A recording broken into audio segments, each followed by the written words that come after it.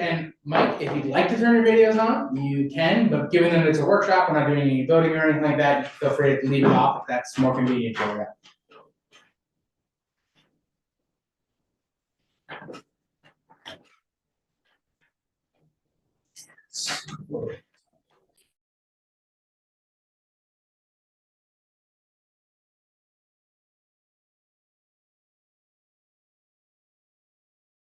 Everybody, this is our first budget workshop for the 2025 budget. What these meetings are for is we have 4 of our department heads in 2 different sessions come and they speak to us about their budget, they present their budget, and one of the things that we have done is we have asked our department heads over the years recently to give us what we're calling an aspirational budget. Give us what they think they need to run the programs that they're being asked to run. And then when it comes to managing those numbers and getting it into a finalized budget, that's the board's responsibility. And we work with the department heads on that. So we are very excited to continue moving forward and look at this recreation budget. So if you'd like to jump right in, sure. Please do. As always, it's our personal service that increases because of our, part-time staff for the summer, learn to swim, playground programs. Minimum wage went up 50 cents this year, so we basically just went 50 cents across the board at all levels, except for bus drivers. They, over the years, are making much more than we are paying, and we're having a harder time finding someone to do that. We only have 1 bus driver, so it's not a huge expense, but we did raise them more than the 50 cents. So if you look at this grid, if you look down the edge, because I know it was a little confusing when I first showed it to Alyssa, all these new, the ones that are not highlighted, that's just an example, or to tell you if one of our people doesn't come back, that's what a new director, new assistant director, that's what they would make. That's just there as a reference, honestly, even for me. So if somebody says can't come back this year, I can quickly pull this out and say, okay, this plus if they've got experience, we do add the 25 cents for years of experience. Then I can figure it out. So that's kind of for me, honestly, and also to let you guys know if someone doesn't come back, that's what we'd be paying a new person. The 2 positions that are highlighted at the bottom to the left are. Can you hold Mike's hand is raised. So I didn't know how you guys wanted to do that. I don't know what his question is, so it might be something. He's not. Mike, go ahead. You're not muted. Can you hear me okay? Yep. Okay, I'm just wondering, are we going to share the documents to the screen or just go off of? Digital copies of, did you send over a digital copy of it? I do. I just gotta. Here. I am supposed to be sitting there. No, you're fine. I gotta just, let me pull up stay right there. I'll pull up my email and then I'll save them to the desktop. Oh. So you won't see any videos right now. Thanks. Oh,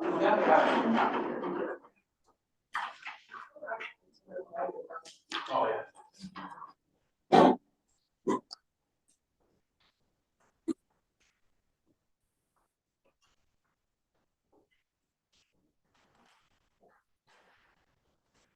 Keep going or wait? Yeah, you can keep going. Okay. I'll just keep going. What I was starting to say was the 2 new positions that are highlighted are actual new positions.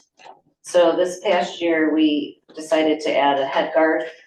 We have the learn to swim director, but I decided to add the position of head guard and it worked out great because that person ended up taking over the training in the morning. And then our learn to swim director is more overseeing everything. And she's also an educator. So she is stronger with the teaching portion of what we do. So some days she would do the training, like with the WSIs over here, like if you're trying to teach this certain thing, this is a good skill, while our head guard worked with the lifeguards. So it worked out great and I was able to stay within budget with it all. So I decided to make that a permanent position because I just thought it raised our credibility and our ability to do a good job out there. The other new position that I'm asking for this year is a photographer for the summer. Maybe once a week come and go to all of our programs because probably every Wednesday, every camp like sports camps, Lego camp, whatever, are all going, they're different every week. It's just something that none of us have been able to have the time to do anymore, because Yeah. as we increase our programs, we have more office work to do. Yeah. So, I just thought that might be a nice piece to add for our social media and such, to have an actual person, and we even thought about looking at SU at the, new house to Yeah. see if they've got somebody that wants to do an internship and take pictures. Well, I know at all the events, you guys are usually running around with your phones trying to grab as many pictures as possible, Right. so this is, it But makes I a lot of mean, sense. it's getting to the point where, it's hard to even get out of the office to visit them Yeah. every week, so, and there's different, like I said, it's actually very heartwarming when we are able to get out there. There was one week I went and, stood at the high school at the field hockey camp, and I saw the tennis program here, and I saw lacrosse over here, and right down the road is playground. It's like, this is pretty cool. Yeah. So I think it'd be fun for a photographer too, to be able to run around and take pictures of all that. As far as the full-time salaries, I did your formula, and then I did add an amount on top of that you'll see there. The last page of your packet is my justification for that. I'd rather not read through that whole Yeah, thing here. no worries. I think it's better Well, for I you guys to take appreciate it you putting home. an abbreviated explanation in here too. Yeah, abbreviated here, but the bulk of it is gonna be in what I typed up, and I think that's better than me trying to present that to you and give you time to actually digest it and think about it. Okay, any questions on personal service? Can you just outline the green and the blue boxes, because we have a couple of new councils this year? Yes, so the green is, those are the rec attendants that work our 2 playground programs. And then I also add hours because we use those kids to work the summer show. So this is what it would cost if every single person came back. Yeah. So, and then adding 1 new person if we were to need to hire another person because of our participation numbers going up. What's your history of people coming back? Is it like 60, 70% coming back? It varies every year. There's not a, I mean, you do get a lot of returns at We least a couple times. we do, but then sometimes it kind of goes in phases where all of a sudden everybody's doing internships and we need more. Yeah. Do you know what I Especially mean? if one cohort in one grade comes through, you're just gonna lose all. Right, exactly. And then the blue is our learn to swim staff, same thing. This past year, I was able to actually add 2 more classes. What I've always stood up here and talked about, I wished would happen, actually happened. And a lot of our guards became WSIs, so that was awesome too. Yeah. It was probably our best year. You had the about best, you 6 had the or best 7 number of lifeguards you've had in a long time. Yes, it Yeah. was great. It was great. And I don't know if this is gonna happen because I don't know that our Learn to Swim program is qualifying, but the county, through the New York Swims program, is getting a grant to help with reimbursements for all of these certifications. I put in a request. I mean, the person at the county would love to be able to do it, but I don't know if the state is gonna approve it because they already said no to WSI certification. For them, it was more about like open area swimming, being open longer and having enough guards Yeah. rather than, but I tried to put together a little thing that if you really wanna be safe swimming, you wanna teach the kids how to swim. So Well, and maybe you're in swimming future in a- years, they'll look at us. You're I don't know. teaching in a lake, so it is Exactly. more of a challenge than Yeah. if you Well, and were. then there's more WSIs and lifeguards in the pool to, work in other pools. Right, around right. town, I mean, so. we'll see. She's gonna try, but she's not the girl at the county, the commissioner. And so we'll see. But we may get some reimbursements because we had a lot of reimbursements this year. A lot of our guards becoming WSIs, so we reimburse them for that cost and some new lifeguards who, we had a couple of great lifeguards who I'm sure will become WSIs because they were so good. That's great. So that was very positive year for swim. But this would be, again, the numbers if they all came back. Mhm. So But that that's we're what you have to safe. do for budget, because you. Right, because you Can't just don't under know, budget, never right. know. Okay, so any other personal service questions? Are you guys seeing stuff yet? Okay, yeah. Yeah, I got yours up there. Okay. Sorry for Okay. that one. No, it's okay. I just didn't want to move on if they hadn't seen it yet. Okay, office supplies, this area we went down because I went back through our bills and we just really haven't needed to get as many office supplies, and also because the recreation printer toner, I reached out to Kay and asked her, should I keep the budget amount the same? And she told me that it's going in its own line, so I got So to that take was- that out. we basically, we've had it where toners in each department and papers in one line. Mhm. So we're moving the toner, right to where paper is. Yeah, it's easier for her and it saves me some money, so that's awesome. Seminars and conferences did not change. So I don't see it changing at all.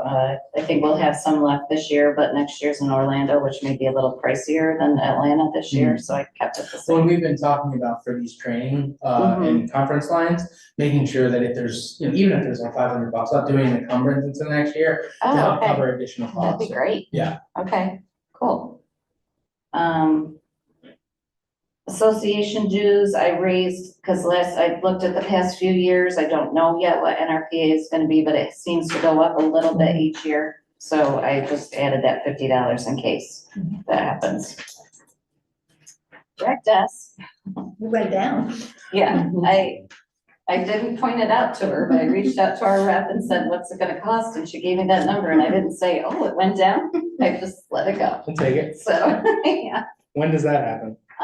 That's always the beginning of the year. Yeah. Yeah. But I have it in writing, so hopefully, we're good. Let's see. So I do wanna, this is not for you specifically, but I do wanna talk about these licenses being combined somehow. Yeah. So it may be that we do something different with the Adobe too. That's fine. Yeah. But I Yeah, don't if know we what can it's gonna be figure out a yet, way to do it without disrupting Yeah. what we're doing. That's And that fine. might be one of the things we do is we can move the budget items Mhm. all together so we can see it and then, then tackle it as one bigger project. So that there was no change under advertising, printing and advertising either. Program expense. I did add a little bit to a few different lines just because of, supply cost increases. And like I told you about Learn to Swim, I added some there because of reimbursement costs have gone up. Let's see. Oh, cost of background checks, that's a big one. So the $8.99 basic package is no longer available because they realized it's not really a good check. Something about New York State, all the counties don't, they actually have to reach out to the county to get certain things, so So we're do you still at go the through- lowest possible thing we can be at, but now that's Do you have to go $15. through DCJS or do you go through different? It's still through Protect Youth Sports. So it's through them and then It's they're still dealing through with them, state. but they're having to do more work to get what they feel is a viable check. So- Actually, it's very difficult, they have to like physically send people into courthouses and police departments Yeah. sometimes to get the information, because they don't share. And it makes sense that it's costing more because now we're waiting a Yeah. couple days for the check, whereas it Yeah. used to come back immediately. Yes. But there's no point doing it, if it's not gonna get Exactly. anything. So- Right, right. And this is still a good price compared to other options. Pickleball, we didn't have any large purchases that we foresee for next year, so I took that out. We had put a little more in there to get some portable nets, so we don't need that in there for next year. I added the bulk float because we've taken a little more ownership now on providing some food for them when they come, and water bottles, that kind of thing. Kind of fluffy stuff, but it's just nice to make it fun for them. And I had taken out, we had a line in there for pop-up events, and I took that out because we've learned we just go with it, and we usually are fine, so. That's it for that one. Any questions? Sorry, I'm kind of rushing through. Is No. everybody good? Moving at a great pace. Okay. Mileage went up a little bit because of the location, it's in Hi, Nicole. Westchester. I'm sorry, Ingrid has a question. Oh, yes, Go ahead, Ingrid. You just gotta unmute yourself. Thank you. Haven't done that in a while.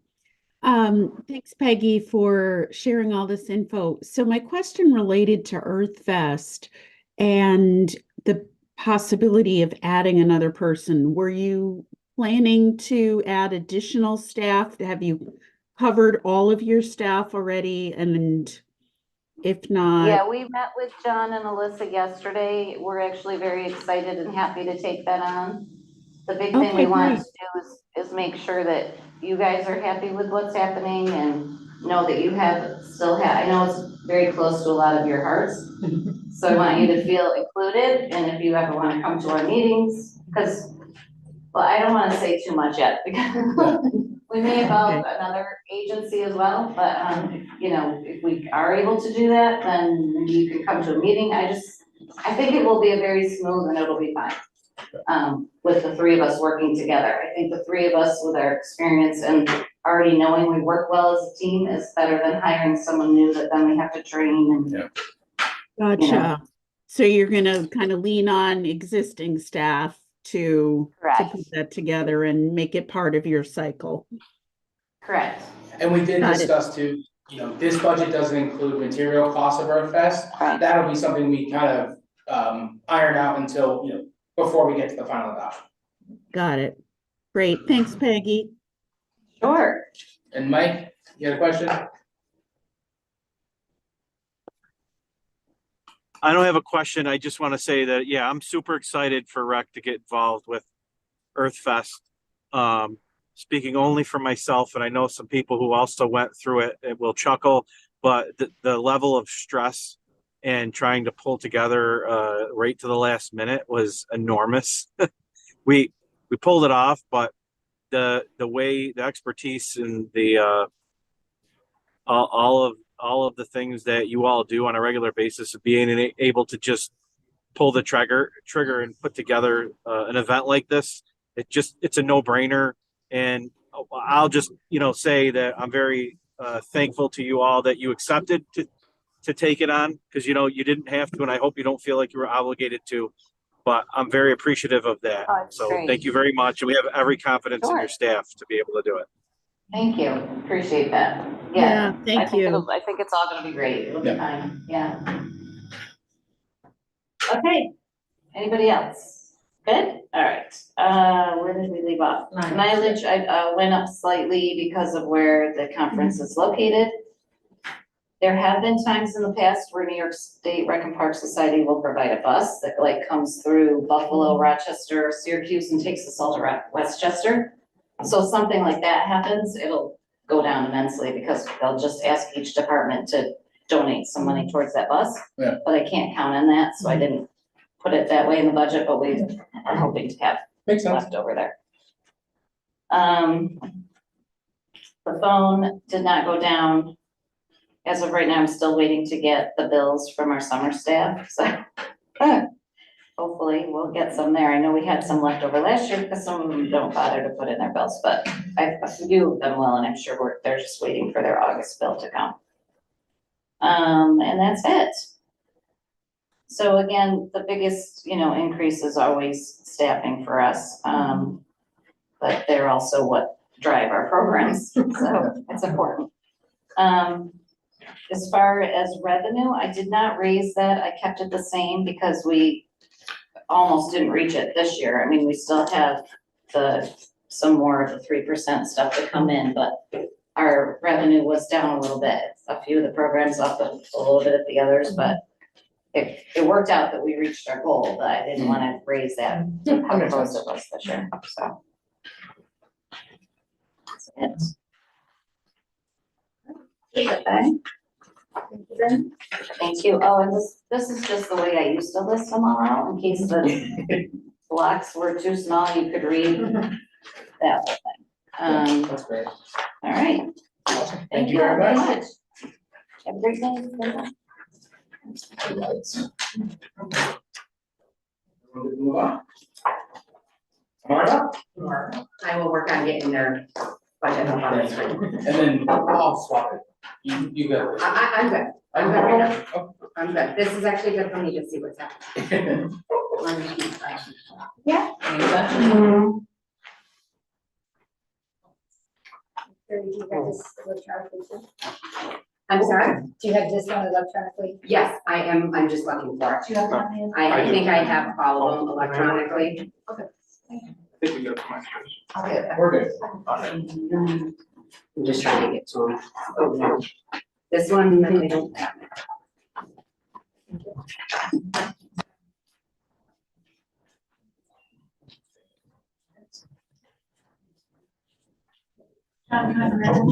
Oh.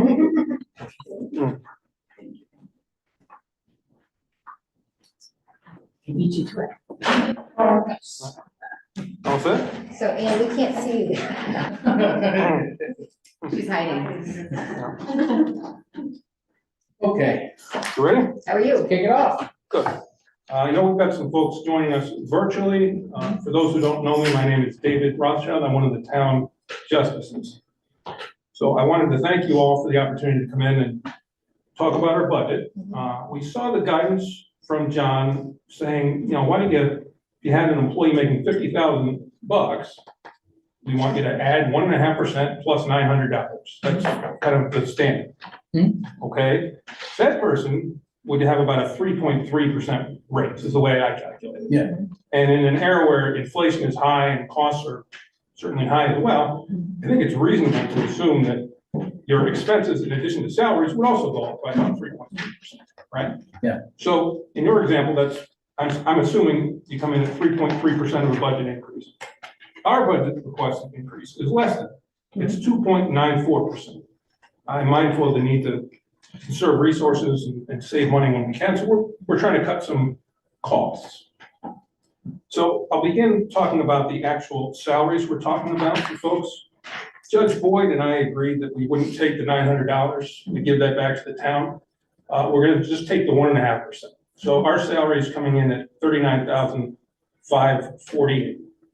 We have 3 employees, and I asked them to come here today. I don't know if everyone in the town board knows these folks. On the end is Jeanette Zacharias. Middle is Megan View. And finally, last but not least, we have Jan Stan. Hello. Thanks for coming. I know the courts kind of work a little bit differently. You don't have as much interaction with us as you do with some of the other departments. So I thought it was important to have them here. Perhaps they can answer some questions if you have.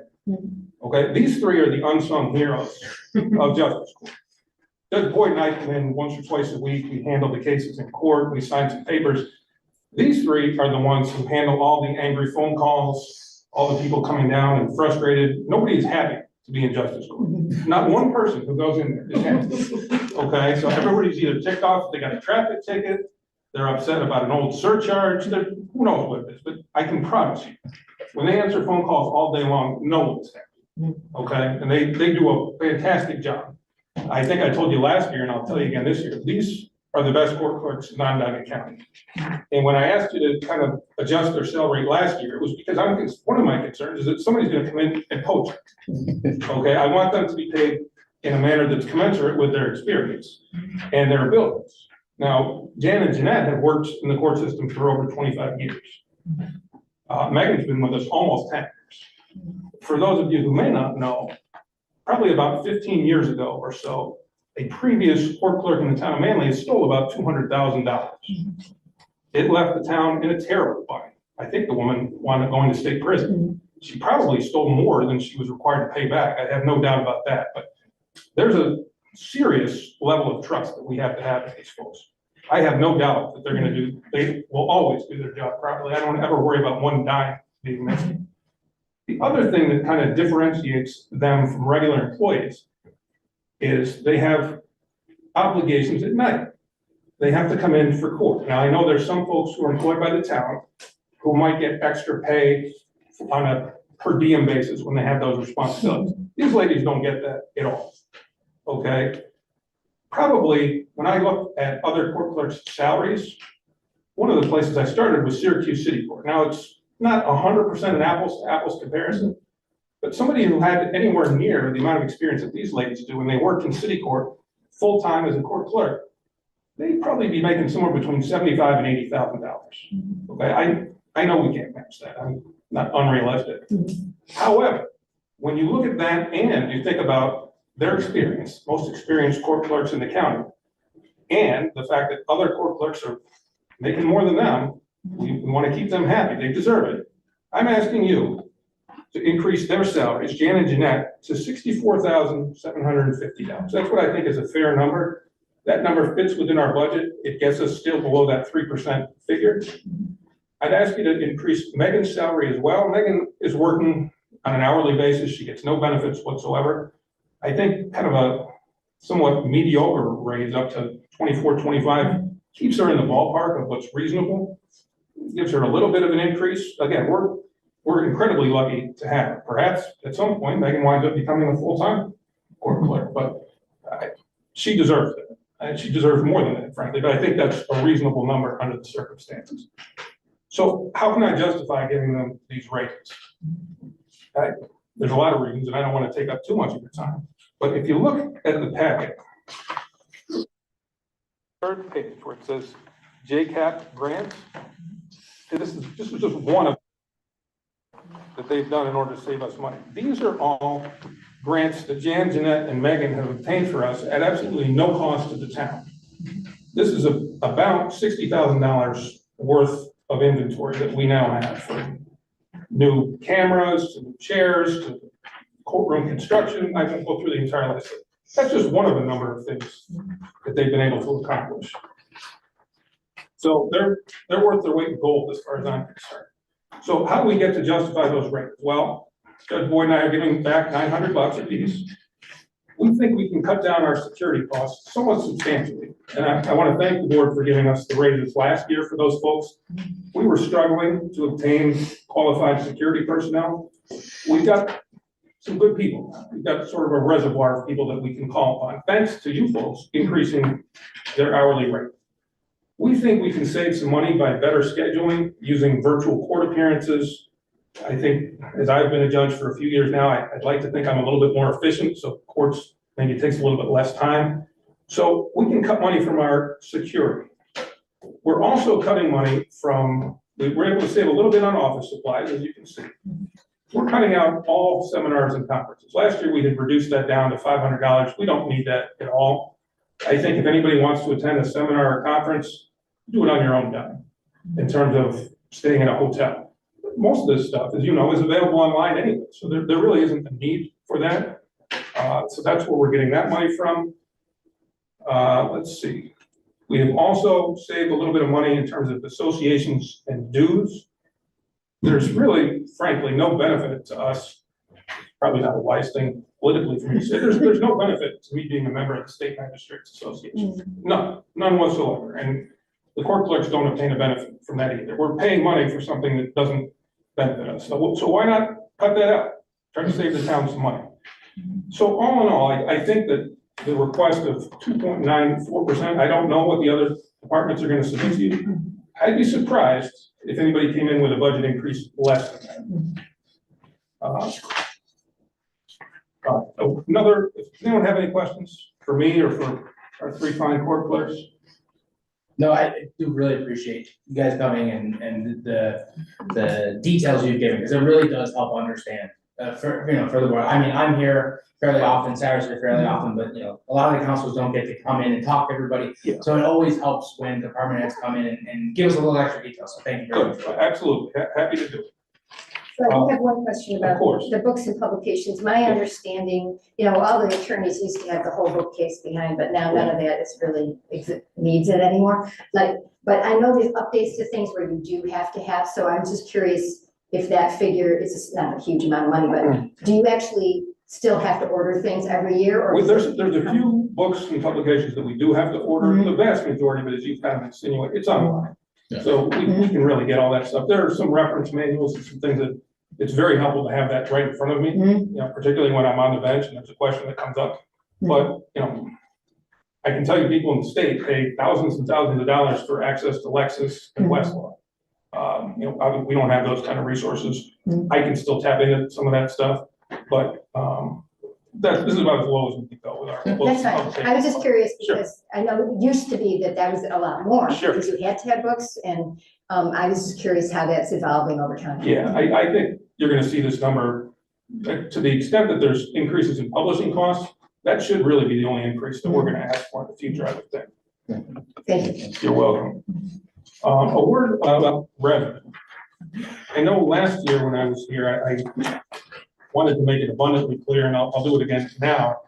We do not in any way look to balance the budget by increasing fines on folks who commit infractions. I don't want anyone to think that way. I certainly don't. I know Judge Boyd doesn't. But when you produce a budget, you have to talk about revenue, right? Last year, we projected revenue at 70,000. This year, I think we can safely project revenue at 90,000. due to a combination of factors. Sometimes police are a little bit more active than other times in terms of issuing tickets and matters that come into the court. But Point two, I mean, we'll find out from the chief later, but calls are drastically up, so. Yeah. It tracks. yeah, but they're busy. There's a lot to do. Pardon? Fully staffed. Fully staffed, the police department's fully staffed, that makes a huge difference too, good point, Jim. All right, so if we project it at 90,000, this is an issue that isn't entirely related to the budget, but I brought it up before and I think it's important to say it again. If you look at the fourth page of our package, that's a projection for our revenue from the month of June. And you can see the total court receipts are 21,000 and change, 21,626. If you look down at the bottom, what's the portion of town bill? Well, it's a little less than $7,500. That's probably a fair assumption that we get about 1/3 of the money that comes in. State's getting the lion's share of it. Okay. Where this is relevant is, I've mentioned in the past about traffic misdemeanors that we have that really comprise a huge proportion of our count. These are relatively minor offenses when somebody's driving with a suspended license or a suspended registration. It's a misdemeanor. Why is that important? Well, it's because we have to assign an attorney for that person if they can't afford to pay for it. Again, these cases are not taken overly seriously by the district attorney's office. I have never seen somebody sentenced to jail for a traffic misdemeanor. I just haven't seen it. I doubt that I ever will. The state thinks it's a good idea to make these offenses misdemeanors. I think it's a waste of resources. I know that you folks have been very busy with a number of issues, and I know our previous town attorney who was interested in this issue left. But if you have an opportunity, I encourage you to kind of look at the concept of creating a local ordinance that encompasses some of these traffic violations. And by ordinance, it would not be a misdemeanor. So therefore, we wouldn't have to pay, the county wouldn't have to pay for attorneys on these cases.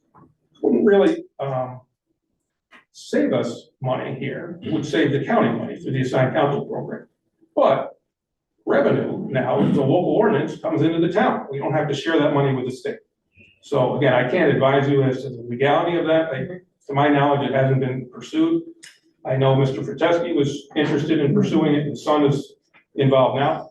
It might be something that you want to take a look at. I have had some discussions with the chief on implementation questions and logistics of doing it. And so that's a conversation that's still ongoing. There's a little bit of push back and forth on in terms of, does the administrative cost override the benefit to the department, and just logistical pieces. Sure. But it's an ongoing discussion. We'll try to get a sit down, we'll grab the attorney, we'll grab the chief, and we'll just have a conversation about it. I'd be happy to be part of it. And I know you guys have a long day. I don't want to go into it too much now, but I just wanted to kind of bring up the concept. Well, no, that's the purpose of this, because Exactly. we would never think of this by ourselves. Yeah. Well, I've been thinking about it ever since you brought it up last year. And so, and I have been discussing it with the department since then, and it seems to me like low-hanging fruit. So it's, it's worthy of pursuit. Great. I'm glad you Right now. feel that way. Mike, go ahead with your question. Hi, Judge. Thanks for presenting tonight. Thanks to the staff for showing up. If you have any information on that, would you mind forwarding it to us? And somebody may have already asked it. I couldn't hear because it sounded like a couple people were going at the same time there. But anything that you can point us in the direction of to read about or to look on that would give us help us have a healthier conversation with the attorney would be much appreciated. Of course. I don't know that there's a lot I can, in terms of literature or anything I can give to you. I think it's more of a concept kind of idea. I'd be happy to kind of sit down and talk about it with you folks anytime you want. I think there's some merit to it, but again, there might be some logistical problems too. It's worthy of exploring. Or if you know towns that have done it already done it, that would be helpful too. Sure, I'll be glad to take a look at that. I'm not aware of anybody doing it, but that doesn't mean that there's not something out there already. I mean, it would not be the first time that we do something first. Right.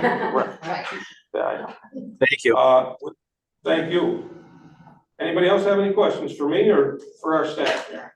So the money, this $3,110 that goes to the county, that's what gets for the month that you shared with us? Yeah, that goes to the county. The state gets the lion's share of it. The state gets most of the money, but the only money the county's really getting is this $3,000. Yeah, the county's not getting a lot of this. So what, is that for the attorneys or is that for something else? That shows you kind of the disparity. That money goes to the county. County pays for the assigned counsel program. Assigned counsel rates have somewhat justifiably gone up to $158 an hour. Most of the time, folks are convicted of these traffic misdemeanors. It's first of all, they're not usually convicted of a misdemeanor. It's usually a lesser offense, not a whole lot different than like a speeding ticket. What comes in? Maybe about $200. Of that, the town only gets a fraction of it. The county though is paying $158 for the lawyers to represent folks on cases that aren't really all that serious. So it's just not, it's not an efficient use of resources. It's important to remind you, this is 1 month. Yes. So it might seem a little small on paper, but But it it's. adds up, yeah. Yeah. It adds up. And, Well, and also too, I mean, if it makes the process simpler, if it's an efficiency and we're getting the same outcomes. Yeah. Seems pretty reasonable. I mean, frankly, anybody had any pull with the state legislature, this is, with all the talk about criminal justice reform, why would you not reduce these low-level traffic misdemeanors to violations? It doesn't deter people from driving with a suspended license anyway. It just doesn't make sense. I think it's a waste of millions and millions of dollars statewide, but if there's something we can do to increase our revenue as a town, why not try it? With that being said, folks, I don't really have anything else. Any questions for our court clerks? Any guys? One last thing, it's not really relevant to the court budget, but I like these opportunities to come in and talk to you folks. And I like to talk about how well our staff is doing, because I think they're terrific. We have a terrific town manager, and we have a wonderful deputy manager in Kay Blight. I don't know if I know they work for all of you and they work closely with you, but I don't know that there's kind of one person who comes in here and advocates for them in terms of their salary. I can tell you, just based on my somewhat limited interaction with them, they're great. We're lucky to have them in the town, so bear that in mind when you're thinking about their salaries. Thank you very Okay? much. Thank you. Okay, well, Thanks, we are ahead of Megan. schedule. Thank you. So why don't we just go ahead and mute, and we're gonna just wait until. Whoever comes first.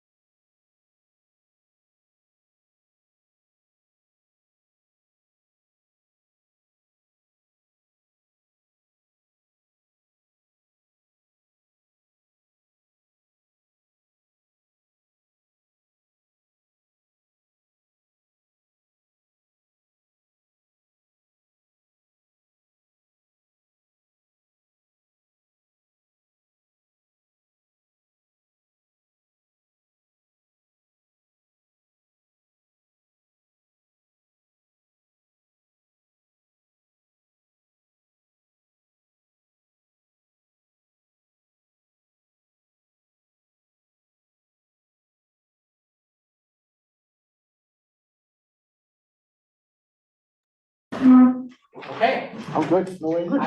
Highway Superintendent Cushing, who would like to kick us off with the highway budget, proposed budget of 2025? Proposed, exactly. So, as I've been doing this budget, and actually I finally realized this morning, it's my 16th time putting this budget together. So, I'd like to say it's gotten easier every year, but it hasn't. Things get more difficult as we go here. Just the way the nature of the beast, I guess, and how things have progressed over a few years here. So anyway, I'm gonna start off with the page 1 here, with the highway superintendent and the highway superintendent secretary. I know, John, you kind of proposed a format there, but it's pretty close when you start looking at the numbers across the board. So I'm gonna leave that as a 4% increase there. I'm looking at the deputy highway superintendent's position, as the board may know, that I'm looking kind of to next year or possibly 2 years here to find a successor for my position. So, I'd like to try and propose a deputy highway superintendent's position under, New York State highway law. We're entitled to do that as long as the board is interested in budgeting that. So I threw that number of the $85,000, that'd be an annual salary position. So hopefully we can transition that position into the next highway superintendent, or at least lead it to that direction, right? So, anyway, the conference seminars, you see a little bit of an increase there, only because of that position. Sarah, actually, when we met there a week or so ago, thought that, it'd be a good place for it to start, it'd be right there. That's kind of the point. Yeah, I want to make sure they're at the conferences, so we're getting the bottom line here. So, that's why there's a little bit of increase there, but as you can see there, it looks like about a 4.8% increase total across the whole line there. So, I guess that's all pretty self-explanatory. Again, if anyone's got questions, feel free to give me a call as we push along here. So we'll move along to the building expense. This is basically for all the highway building expenses, including the salt storage facility, and any of the, storage sheds, any of that type of stuff, fuel tanks, anything that's on our premises down there.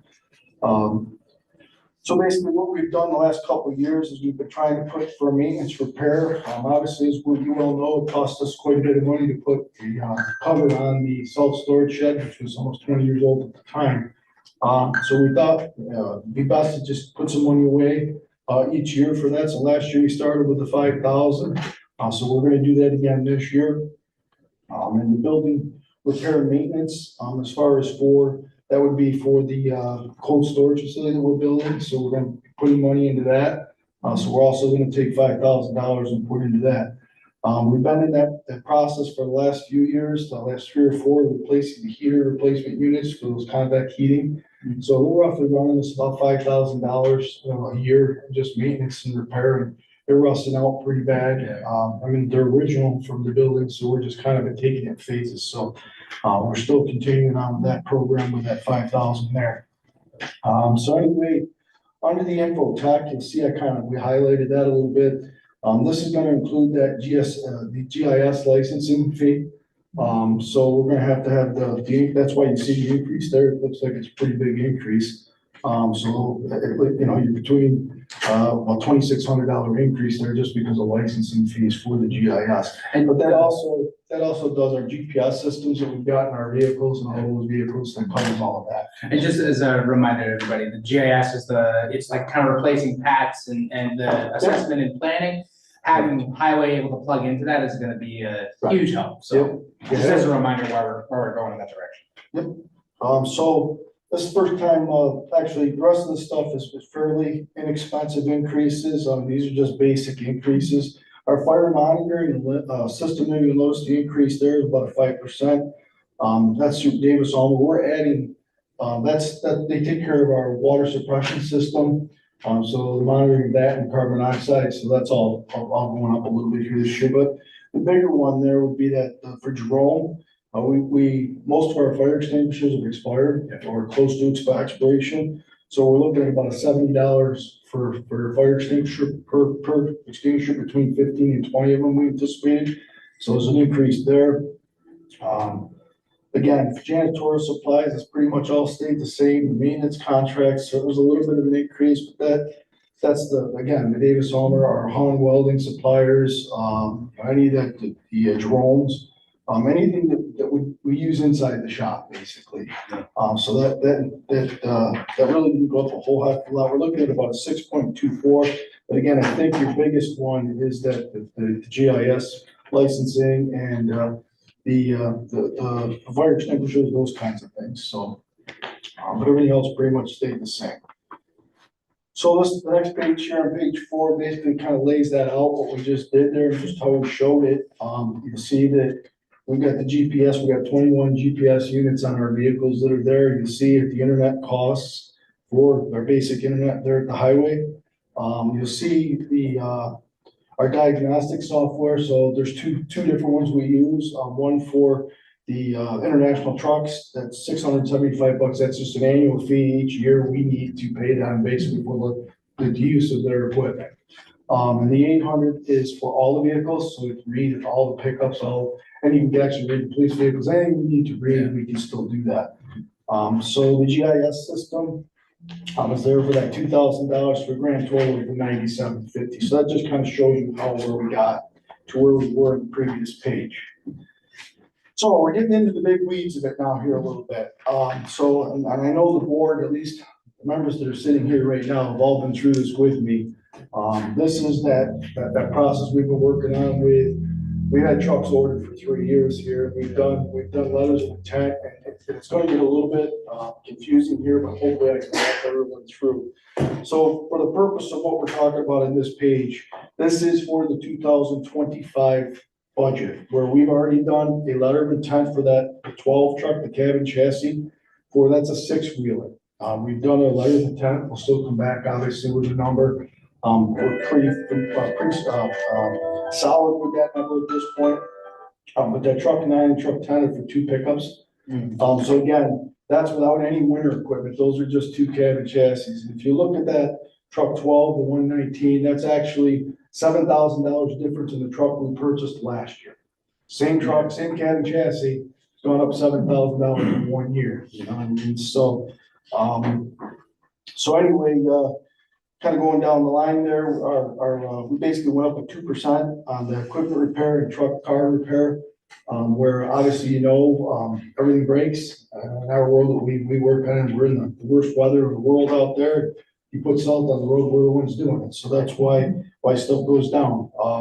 So our repair costs, you'll see a little bit later into the budget here, I kind of showed where we were in 2015 and where we are right now and the increases that have gone over the years. Tire repair went up a little bit. It's just the cost of the tires. We base that off of each year. We know pretty much how many tires we're going to purchase each year on the basis of our equipment.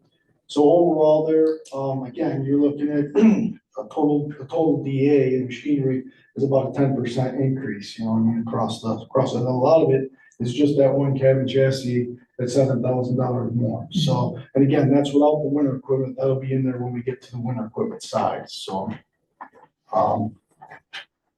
this is the first time we start seeing payroll here with brush and weeds. As everyone knows here, we do 24, 26, Yeah, could you and 2. explain that again, because our new concepts don't necessarily. Oh, okay, all right, so we do basically, when we budget each year, we do 24 for summer, 26 weeks for winter, and 2 brush and weeds.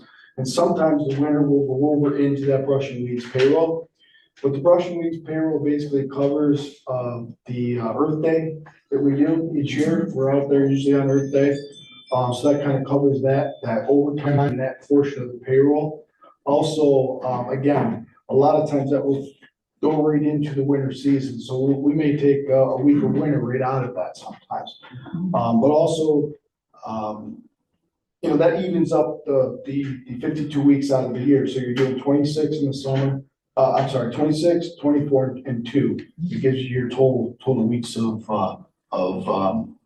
budget here. So anyway, you'll see moving down here, there's not really much to show as far as the overtime because and I'll show you when we get to the next page, how we come up with those numbers and the averages that we use.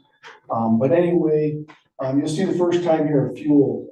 Fuel's right now I feel very comfortable at the 425. Last year we went in at 450. We've been as much as 475 at one point. I feel very comfortable with the 425, so hopefully, I'm right, we'll see, based off of averages here.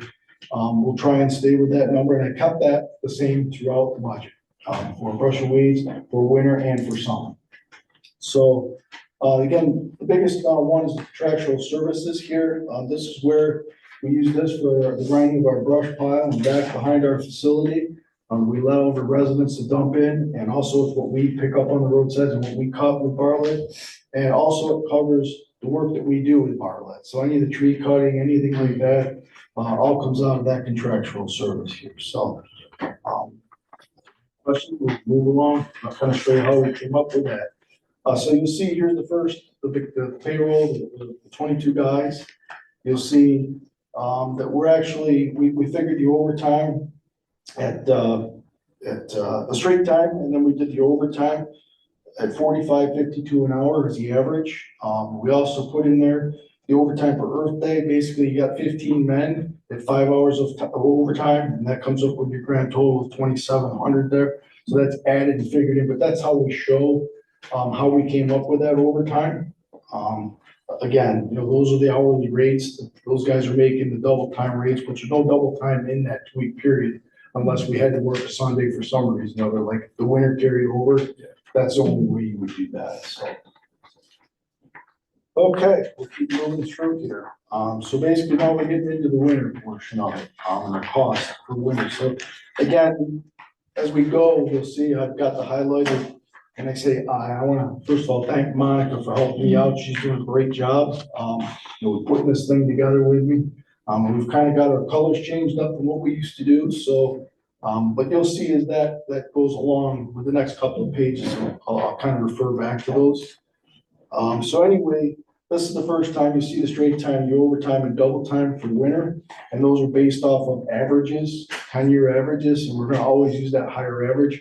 I know this is where the board always looks every year and where we can cut as far as for salt usage and or overtime. And this is where I can only give you the best average I can out of there, and I'll show you how we do that again. But anyway, you'll see as you go down through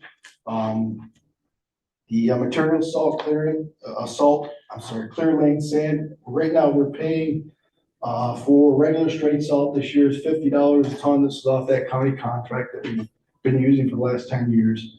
And then you're looking at for anything that we use for treated, which we average about 200 ton a year during those colder months. We'll add that in with our salt at $73.05 a ton. So we've been averaging roughly, I think the highest average is right around 10,000 ton a year is what we're using. So that number will bring you up to that 542. And that's just for salt. We haven't put a truck on the road yet. That's just what the cost is for material. So that 0.471 with the repair plow equipment, the plow sander equipment is the first time we're actually showing now. We're going to refer back to our cabin chassis there. This is again for just this 2025.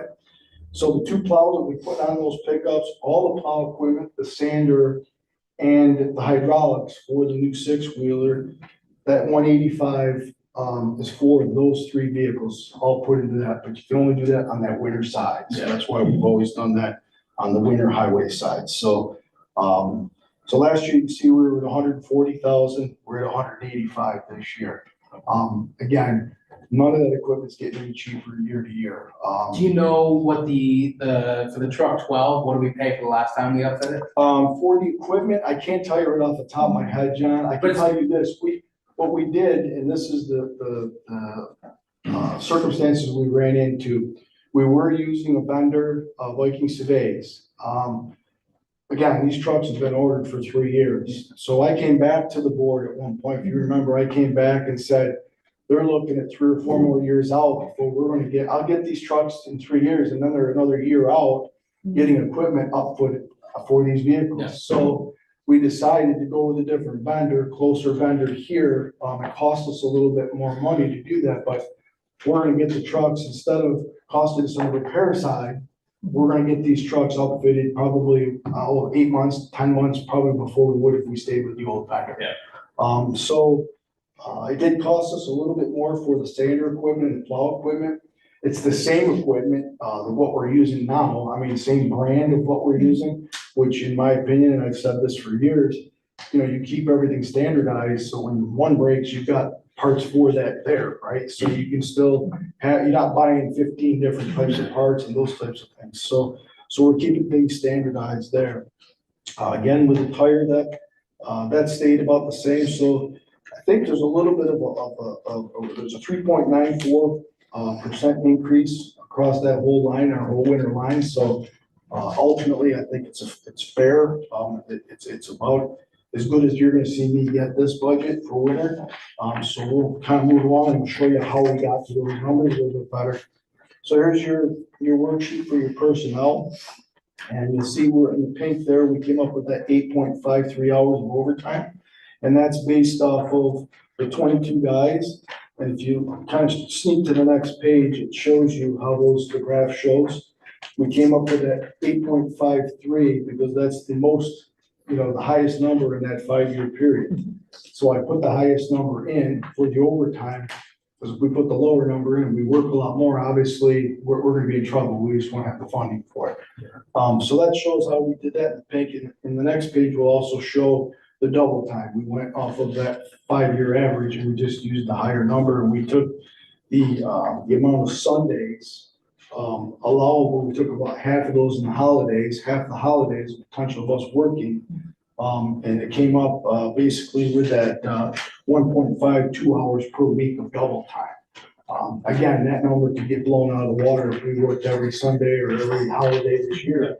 But these are, again, all off of averages, you know, so I don't know if you guys have any questions on that. I know we've kind of beat this one to death over the years here, so I'll just keep moving right along. But again, those are the numbers for. But we love that you have the data. What's that, sir? We love that you have the data. So. Oh, yeah. Yep. So anyway, you're gonna get to page 12, I believe. It's the one where Maria's seen a few times here. It's color coordinated. This hopefully will bring some of the purchasing portion down where we're at since 2023. So you see in the green up there, if you will, just look at the green, the light blue and the dark blue. Those three, we've already approved. Everything's been approved by the town board. We've actually got purchase offers out. The equipment is supposed to be being built, and we hope to see by the January of this year is what everything, if all works out well. When Sarah and I and Monica sat down, we thought it would be good to kind of put the vehicle delivery date that proposed. And again, I can't guarantee that that's gonna happen, and the equipment installation period and when we expect to get those 3 vehicles. So again, if you wanna look at the green of that truck 19, again, it's money's been allocated for, the equipment's been allocated for. We're looking to get that cab chassis built by October of this year, should be hopefully at the vendor's facility where they can basically, you're looking at about a 90-day turnaround to put the equipment on it. So hopefully we'll get that early spring, is what we're looking for here in 2025. And then if you look at the 15. And that's when we ordered in the spring of 2023. That's right, yeah. I will say this is an awesome report. Like this is. Yeah. This is like an hour of conversation Oh, still. yeah. Yeah. And this will just kind of help you. And then again, the 15 truck is the same thing. We're looking to try and get that hopefully built in November of this year. Again, you're looking at probably a minimum of 90 days. So you're looking probably late spring before you'll see that truck, early summer. Hopefully if all goes well, we don't have to go and encumber the money for that particular truck. And if we do, we'll work with Maria on that, and we'll just encumber in that from year to year. But this kind of just gives you an idea of where we're at. So if we look at the actual orange portion of this is what we're proposing for the 2025 budget. So this is what that truck 12 is what we've already sent a letter of intention out, and I'll come back to the board and get full board approval. And we'll get that moving here in January. And also those 2 pickups, I've got to work with our vendor to see, making sure after January that they still have the state contract, and see where that's all at. As you know, as the board knows, we've kind of taken a few that are on the lot just to get them there. Otherwise, you get the build out date and you won't get a pickup. So everybody's doing the same thing we're doing, unfortunately. So if you look at the grand total, we're sitting on about $1 million. Yeah. With all those vehicles that we've got sitting out there waiting to be put into use and the money's allocated for, but yet, we just haven't gotten it all put together yet. And we're almost 3 years into where we started here, so. Yeah. So this is coming true, what we talked about 3 years ago when I came in and said this is gonna be a nightmare of purchasing for the next few years, and. Well, I mean, you got the encumbrance, like it really, Yeah. this tells a lot. So especially like if someone from the public is trying to Right. understand Sure. why we're buying equipment 3 years out, this gives you all those details. And again, the explanation for it is before COVID started, they got behind on the bills for these vehicles. And we're talking, there's 900 and some highway departments across the state on top of the private sector. So there's a lot of trucks being built, and I think what's happened is they're only putting so many lines out. Once they get the orders in, they put the lines out, and it takes them quite some time to put them together. The unfortunate part for us in the municipal world is the specialized equipment that we put on, right? So now it's got to be sent out for another minimum 90 days to have our equipment put on. So most people don't have to do that. They get in and turn a key and go once they get it from the dealer, but that's just not the way for us. So anyway, I'll keep moving here to keep my time down here. But the next page is the worksheet. It shows kind of that summary I was talking about for repair costs. From 2015, we basically, if you look, we started at 157,000. We used 94% of that. You go back up to 2023, we had $248,000. And then we used 78% of that at 194. And then you can see where we are right now in 2024, but it's kind of the numbers skewed only because we're just getting into this winter season. This is only the spring. When we start tearing these trucks down, that's when you start putting the brakes on. That's when we start changing out tires. That's when the expenses start coming. Winter equipment gets moved around and we start putting different things on. So the costs do go up. I feel very comfortable that we're not gonna over, to where we are. I think we're gonna be okay with the 253, that's for sure. But it just shows the kind of story of where we've been and where we're headed here. So the worksheet calculated for winter materials, we're getting into some of the old stuff that I used to do, and the board loved it. It basically shows the numbers there for your Onondaga County contract, shows the salt, spring, what the costs were, and shows for the treated salt at 73, and I explained that already to the board. Basically, we use very little calcium.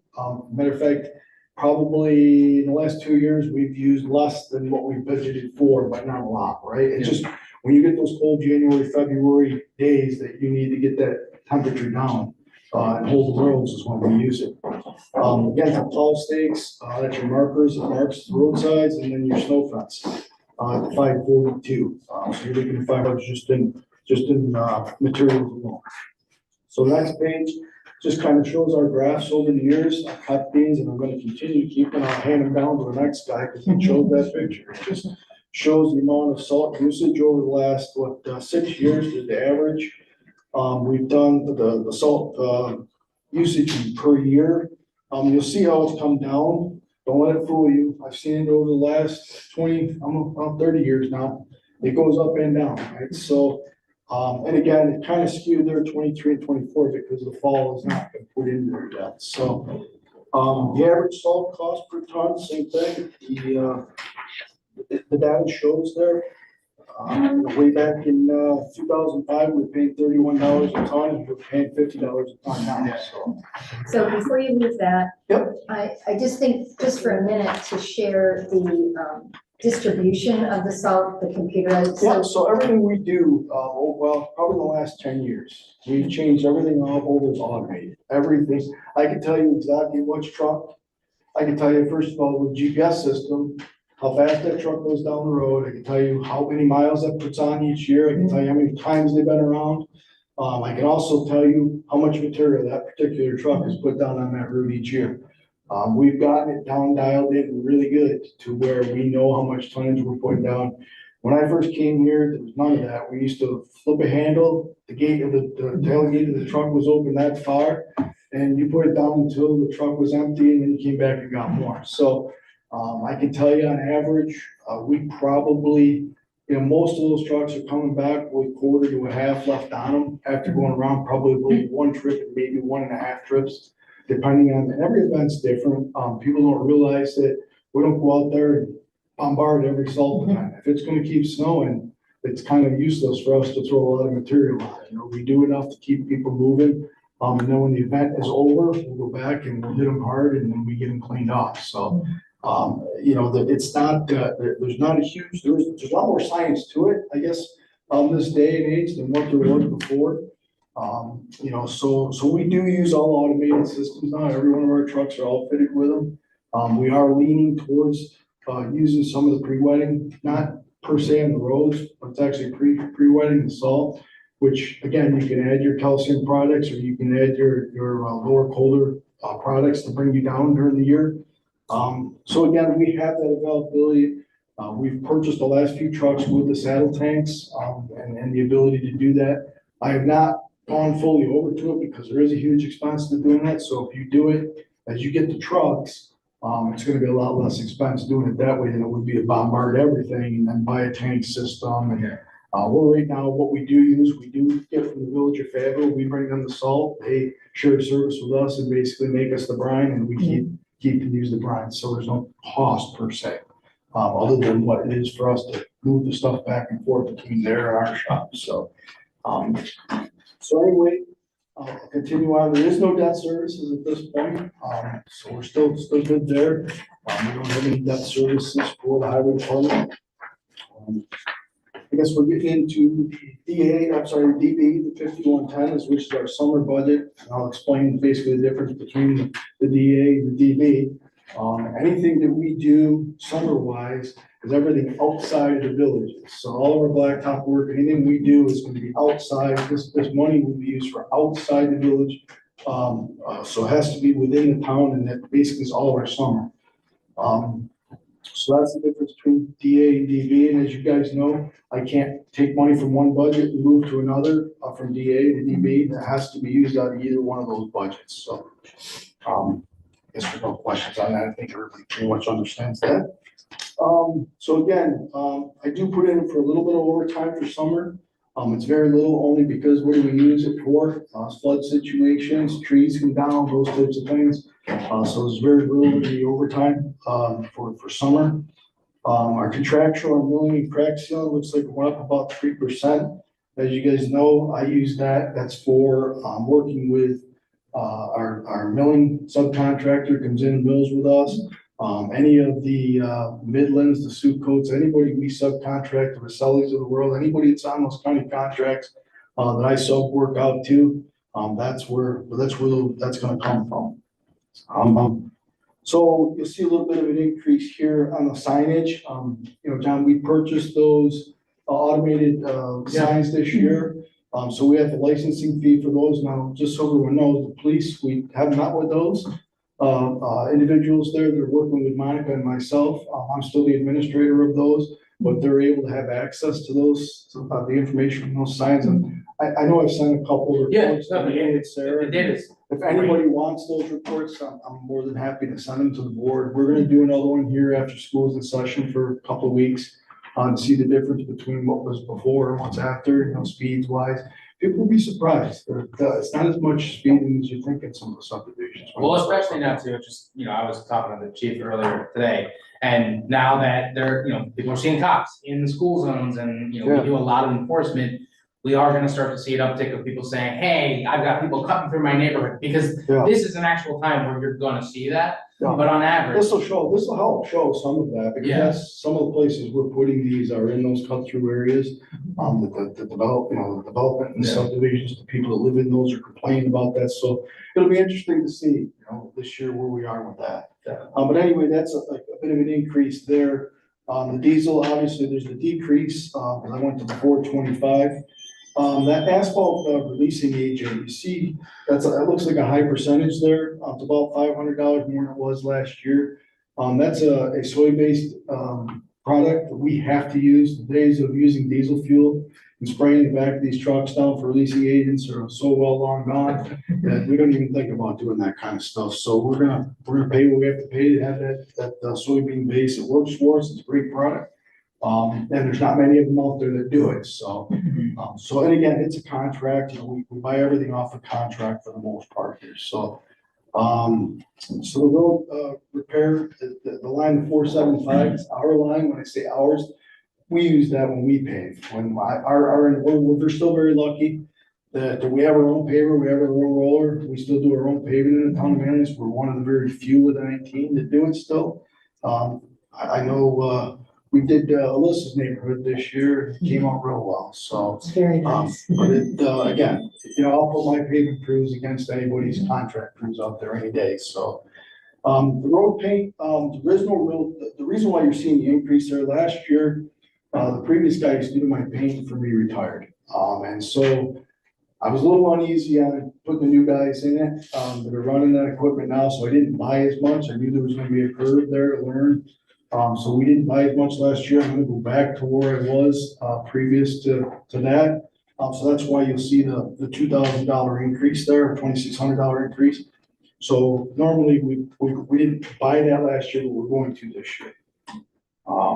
The drainage and catch basin stuff that you'll see there is anything outside the districts, that we do catch basin work on, you know, pipe work or anything, the actual highway, we're not subcontracting out. So just everyone wants to, again, that's about 3% increase there, just the cost of pipe alone. We're eating that in the material, the stone, that kind of stuff is all going up, so. I guess we've covered that one pretty well. How many gallons of paint is that for the road finish? Oh, I knew you were gonna ask me a quick question. We usually, I wanna say 20 and 20 55s is what we normally get. We get 20 55 yellows and 20 55 whites, might be 22 and 20. So it's a lot more than you think. It's all stacked up on the floor if you want to know. What's that? Yeah, no, and the spheres that you actually see as glass beads, they're actually glass beads that get sprayed down over the top of the paint in the same machine. So it just magnifies, makes it so the light reflects off of it. But again, gallon wise, I got a whole separate deal that I do when I actually purchase it. Again, it's off a state contract. So I don't put the normal number, I just put the total of what we use in here and what we come up with comparable to last year, so. But that's what it's usually 21, 22 barrels per white and yellow. And remember, we do some of the stuff for the villages too. So we do like Brooklyn Drive, we'll do Pleasant Street. So the village doesn't incur that cost, you know, from Osborne, East Ave, those types of things that we do, we run up them. Our roads are in line with them, so we just hit them on our way through. That way they're not incurring that cost, so, other than that. They're not incurring that cost, meaning they don't. So just the cost of the material, so that's no. Oh, the different. material. The cost of the material, I got you, yeah, okay. I mean, it's in the truck, there's no cost to them, we don't like charge them. Right, like having they So, borrow equipment. exactly, Like it just goes under our shared service agreement, in other words. I got you. Like today, they're milling around their parking lot over there, I send them a truck, you know, what I mean, the stuff that we do on a daily basis is still being done, so. And again, it's all taxpayers' money when it comes down to that, especially in that budget, summer budget, you know, so. Anyway, there's your full personnel worksheet, it shows your total personnel on the union contract, the costs, and again, that's for the 28 weeks of personnel. So that one's pretty easy. And again, these are our potential encumbrance. I know Maria likes to see this page here, but I'm hoping Monica and I are right on our, when we get these trucks. If we don't, Maria, we'll keep this page because we're gonna have to encumber some of this stuff in the 2025 budget. Just so, you know, legally, we have to do that anyway under law, so, but that'll bring us to where we're gonna be. And then for following up, the colors go with the. Yep, the colors should go back in that other page, exactly. We kept So everything Monica's colored. contribution was to. Yep, put the colors. Yep, she did a great job with that, and like I said, you know, there's a lot more to this, you know, you're calling a lot of vendors, you're talking to a lot of different people to try and see if they anticipate increases each year. You know, even as far as like our dumpster out back with Syracuse Haulage, we call them, if you increase, you know, is there gonna be an increase this year? And just small things like that you don't think about, that we go through every year and have to do that. So, I mean, right down to the fire extinguishers, so. So that pretty much takes care of that. So we put this page in this year, because Sarah and I and John, and I think most of the board have been on board with putting this H fund together. So this is again, we see those two $5,000 being put into the salt storage facility and garage building equipment one. But then you see the one we've got for 25,000 in 2025 for highway equipment expenditures. If you look at that next one down, the equipment replacement forecast, I put a 4-year deal. I can't even put 5 years together anymore. The numbers are so far off, and it wouldn't be fair to me to do that because they can be way further off from where I am. So if you look at some of those costs that I project, and look at some of the equipment like our Aquatech, eventually you're going to replace the paver or payloaders. Those are big expensive items, right? So you're looking again in 2026, you're looking at a payloader there for $300,000. You're looking at the following year with that recent truck 40, that's our Aquatech. You're probably looking at a minimum of $400,000 to replace that piece of equipment. So what we felt would be best if we took some of that highway equipment expenditures and we started taking some of the money instead of send it back to fund balance. Yeah. At the end of the year, we'll take $25,000, $30,000, somewhere in that range, and we will move that over. Have Maria, we'll sit down with her, take it out of an expense, for equipment expense and just move it over instead of encumbering it and then pulling it out later. You know what I mean? We'll have that in that H fund account or the availabilities to it. Again, under state law, anytime you do that, it has to go in front of the board, you know what I mean? And the board has to approve any expenditure like that. So it's just basically a savings account coming into the next 4 or 5 years. If we don't do this, and I'm just saying this from my years of experience, if we don't put some money away, we're never going to be able to meet the needs, you know what I mean, of our equipment and replacement. It's going to start getting real expensive. None of this stuff is cheap, when it comes to the equipment, but you won't be able to do our own paving eventually, you won't be able to, these payloaders are key in these storm situations, where you have to have that equipment. If you don't, you're really gonna be in trouble. So I just put this in here this year. I thought it would be good for the board to see some of those numbers looking at. And I think I wanna go back real quick with what we've been averaging on equipment. So I think averaging on machinery equipment, we're looking anywhere between 271 and 258 this year. So let's call it 245, 250, somewhere along in there is what we've been averaging. It's not gonna be enough in 5 years from now. If we don't do what we're talking about, put money away in that H fund, it's really gonna be a struggle. We're gonna go, all of a sudden have a huge increase to the taxpayers to buy certain pieces of equipment, or you're gonna go bonding for it. Yeah. You know what I mean, which I think is gonna make it even more difficult because the bond rates are not anywhere near like they used to be either, so. I got enough said about that, I think, at this point. Move the taxpayers in 2027, thank you. Yes. So I think I put, I'll make sure at the end here, I'm going through kind of some of the highlight bullets at the end there. Basically talked about the new position there would kind of be a huge increase there. The GIS licensing, the GPS increases, David Solomon, that's again with extinguishers, the Jerome extinguishers, and then you get the fuel decrease side. And then the equipment, like I said, I just threw that in there for that cabin chassis being $7,000 from 1 year to the next. And then the salt is approximately up to only about 3% this year, but you guys have known, I mean, all of a sudden it'll go up 10%. It's a supply and demand. The last few years, we've had easy winters, so it's there. The availability to it is there. So when it's not, that's where it's gonna get real expensive for us. And I want to remind the board too, a lot of the residents don't understand. When we have those winters that are more freezing rain, doesn't mean we're using lots. You know what I mean? We're out there as much. You're just not seeing the snow, but the freezing rain is a huge issue. We're still going around keeping these roads the ice, so. Other than that, I think I've used up my time here. Are you okay, John? Half an hour, 45 minutes? This is great. I've Talk about revenue. been watching the police The trickle. revenue side, I missed that page. That's good. I flipped over to the highlights, didn't I, sir? Thank you. See, that's why you are my liaison to the highway department, keep me straight. So again, on that revenue side, we're talking about the CHIPS funding. Each year, we go down, we advocate for more funding. I believe we're in a contract now with the state on a 3-year deal. underneath the last, but every year we're going to be down and we're gonna still ask them for more money and show them why we need it for our bridges and our roads. But we anticipate, basically a $258,000 increase, and that includes that paving work. It also includes our pothole, the paver pothole program and extreme winter recovery. And also a reimbursement from the county roads plow, we plow and salt for county roads. So you're looking at that grand total of, 574 at the bottom. And that's with the interest from our accounts or two more, bank accounts.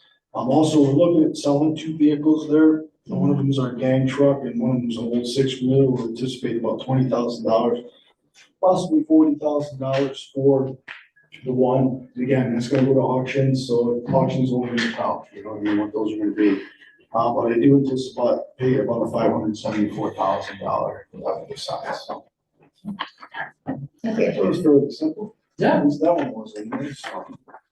I mean, when you put together what, 30, 23 pages? Maria I mean- says to me, did you just put this in your notice now? I said, but I know she'll take care of me. We'll work it out. No, this looks really good. This is very comprehensive and I appreciate the If anyone- changes to, Yeah, anyone has any questions, call me, let me know what your concerns may or may not be. And I know it's a tough process for you guys to go through every year. And I appreciate what you do with that. And, again, I think I proposed the best I can for you guys over the years and kind of showing you how and why, where I get to where I am and, we'll go from there. Do you have another hard copy What's that? Yeah. for Ingrid? thank you very much. Okay, guys. Rob, as soon as I get it in tomorrow, I'll email it to Okay. you, so that way you can look it over. Have a good night, everyone. All right, Thanks, bye. guys.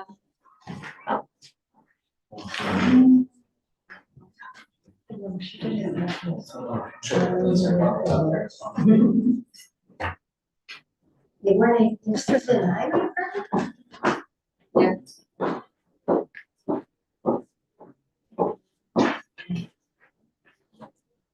What do you think about all the different departments having a different format for their budgets? Would you like to see that on one standardized format? It would be helpful. Yeah.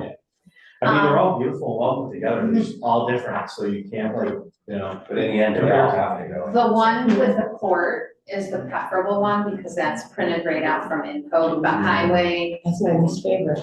I know. hard to. But hopefully with Encode 10, it'll be Excel. That's one of the reasons why we're, Oh, they're gonna integrate Excel into the new. then we'll be able to print reports in Excel. Right now, they only print PDF. Does that mean that we have to remove out all those like 0 lines out, those reports, 100-page reports or something? Just to look at smaller? Oh, I can take those out if you don't wanna see them. No, like, the reports you send us are like 100 more pages and there's so many lines in there that are zeros. Yeah, I can take those out if you don't That'd wanna be see. great. Yeah. Yeah, I mean, we're not. I clicked through your. Hi. How are you? Good, how are you? You? How's everybody? Hey, how's it Good to going? see everybody. We got some people on Zoom too. If not, you. This is what we're gonna do. Okay, next one. Oh, yes, I see that. Hello. Chief, how are you? How are you? I was good. And.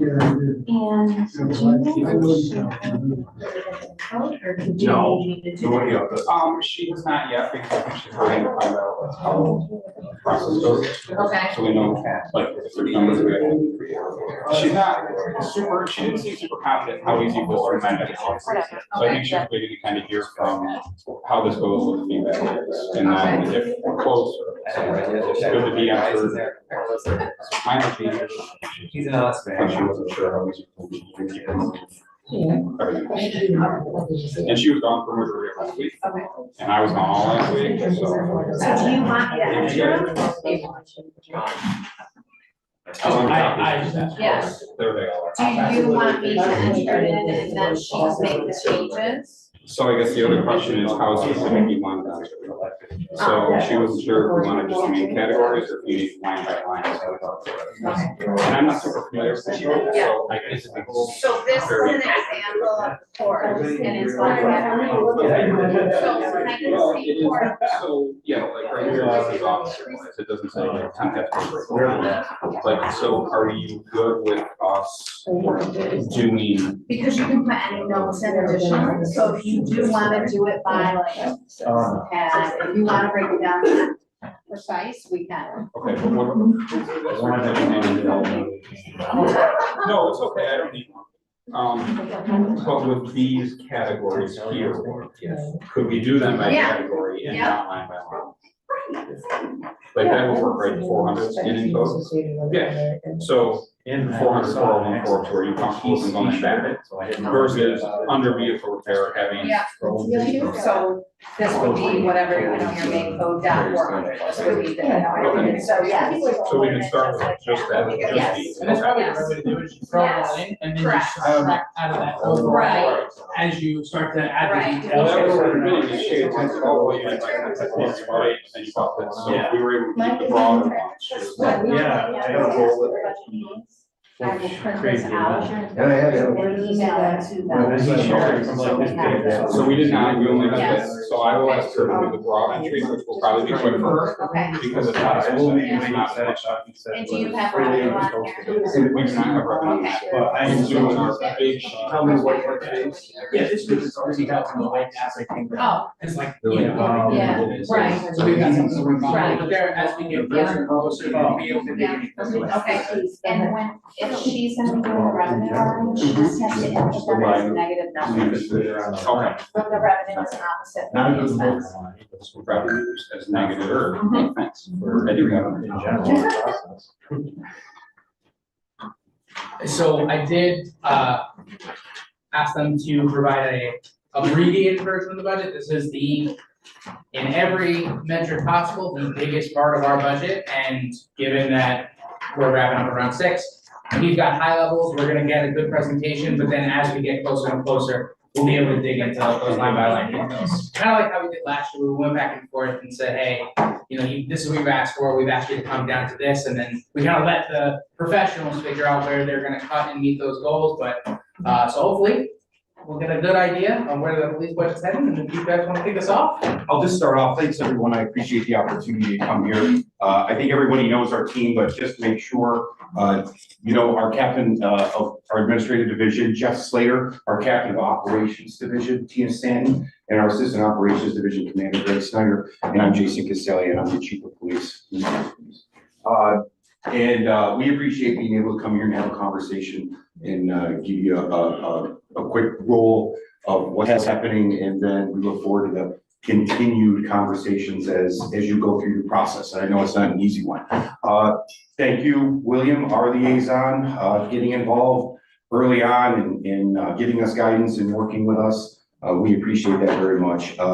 We do recognize all that you had said, Mr. Supervisor, of the impacts and such, and we work very hard to be the best stewards of the public trust and of the town taxpayer, which I am one. Just to give you kind of a quick overview, very fast. Right now, 2024 has been a interesting new year. New collective bargaining agreement, new scheduling, hiring, selections, young people, a lot of things happening. And at the same time right now, so from January 1st to the end of August last year, we were at about, I'm gonna say 14,989 police calls, police responses, police related activity. This year, for the same period of time in 2024, we're at 20,874. That's about a 39% increase. Our 5-year average is a little skewed. We're at about 51% more, but that 5 years has COVID years involved in it, right? So that data really doesn't affect much. But just from last year to this year, we're seeing it. And there's a lot of conversation we can have about what we're seeing, why we're seeing it and such. But I just wanted to give you that kind of idea right up front. This process has been one of a team effort throughout the organization. When we do budget, we start strategic, and then we talk to our people and we ask them for input throughout the organization. And then we look also at all of our analysis. We conduct a tremendous amount of analysis, a byproduct of the accreditation piece of CALIA especially, where data quantified and qualified allows us to identify trends and patterns, and then we decide where we put the focus so that we're efficient and effective. So much of what we do and how we do it ends up this way. And outside of that, Captain Slater is going to take us through. So, Sounds good. All right, so if we can go right to the first slide, sir. So we wanted to get out there in general. Some of these numbers that we're going to go over appear to be pretty sizable increases, and we just wanted to reflect the fact that our 2024 budget, when we prepared it, was prior to the CBA agreements, obviously. So, keeping that in mind, the adopted budget was based on an overall percentage increase that we came up with. But we had no way to foreshadow exactly what that was going to be until the agreements were made this year. The 2024 adopted personnel budget amount of $48,77,708 would have needed to be, as you can see in the bottom line there, around $632,000 more just to meet the CBA. So clearly, when we look at our numbers coming from 2024 to 2025, the adopted budget versus what we're looking for and need to be able to fulfill staffing and other requirements, I just think it's important to recognize that there were numbers in there none of us could have necessarily foreshadowed or prepared for, but that we had to meet. So twofold. One, we have done everything we can this year to find areas that we can cut. We've already allocated some money back to the town. We're looking for other ways to do that as responsibly as we can. But clearly that's a big number for us to try to make up within our own budget. But we are doing everything we can. Just keep in mind as we look at the numbers, especially in our personnel section for next year, that some of that gap is really these numbers here that we just had no way to foreshadow last year. All right, sir. And could I just say, so if you go from not just the budget, but like comparing 23 reality to 24 reality, there's going to be this huge jump in the personnel lines that because of the new contract. Correct. Yeah. Yes. And then there's also more people. Yes. So it doubles up kind of. Yeah, because as we went through the year, even though we were allotted, and we get to this a little bit later, but we were allotted that 40 right in January. We're hoping to, effective hopefully next week, hit that 40 finally, but there has been a segment of time that we haven't been able to, which has pros and cons. You're saving a little bit the personnel side for the regular staffing, but obviously you're creating more overtime and things like that needs to fill it, so. If I can just add to that, actually, we haven't hit 39 yet, so we right now we're at 38, which was our authorized last year.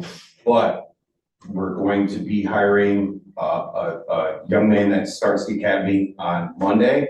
So he's coming here on Friday, and graduated FM. We're very excited to announce and give you that information. And then we have another transfer candidate that we're at the end of that process. So within weeks, we will be at that 40. Speaking of staffing, we just wanted to sort of be able to show some allocation as far as what we're allowed in January, what we actually had as far as sworn, and then some of the challenges we had through the year. So the example here shown above had 36 of the 40 we were allowed. We had an additional one in the academy, one on FTO and one on light duty. So that drops our actual numbers down to 33. And then as you can see in the bottom of the asterisk section, 4 of those members are in schools full time. So aside from a school break or whatever else, if they choose to come back to the road, we don't actually see that effect on the road. So the number of 40 personnel sounds great. And on paper, obviously it's one of our first games we've ever had. We have yet to meet it still this year. But even as we do, I think it's important to understand that throughout the year, as you can see, including as of our projected September now, we'll be up to 39 effective Friday when we hire him. That's 1 on FTO, 3 unfortunately on disability, and 1 in the academy. So still our effective numbers are significantly lower than what we would like to see to run the 10s as smoothly as we think they can run. But we do have some good news coming.